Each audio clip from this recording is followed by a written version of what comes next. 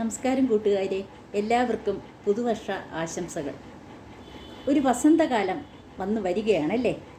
അതായത് കൃഷിയും ഒക്കെ കഴിഞ്ഞ് കൊയ്ത്തുകാലമാണ്. കൊയ്ത്തുകാലത്തിൻ്റെ തുടക്കമാണിത്.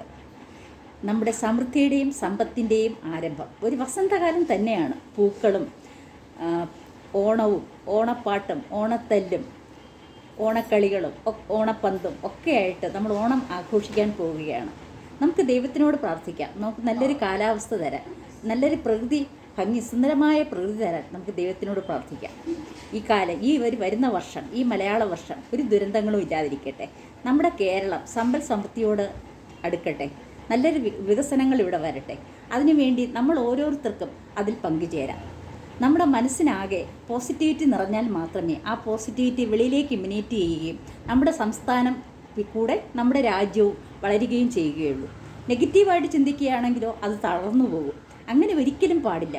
നമ്മളിൽ നിന്ന് ഓരോരുത്തരുടെ ഹൃദയത്തിൽ നിന്നും പോസിറ്റിവിറ്റി വെളിയിലേക്ക് വരട്ടെ.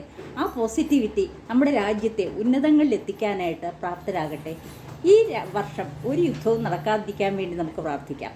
നമ്മളെപ്പോലെ തന്നെയാണ്, നമുക്ക് എങ്ങനെ വേദന എടുക്കുമോ അതുപോലെ തന്നെയാണ് ഈ ഭൂമിയിലെ ഓരോ മനുഷ്യൻ്റെ വേദനയും.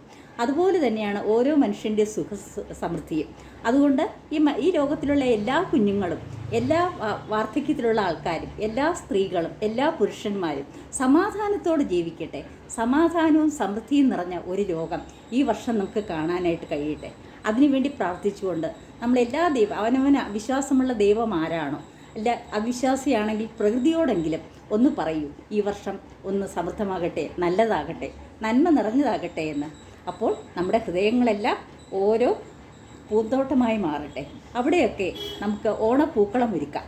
സമ്പന്നതയുടെയും സമൃദ്ധിയുടെയും സന്തോഷത്തിൻ്റെയും ഓണപ്പൂക്കളം ഒരുക്കിക്കൊണ്ട് നല്ലൊരു പുതുവർഷം നമുക്ക് ആശംസിക്കാം. നമുക്ക് ആരംഭിക്കാം.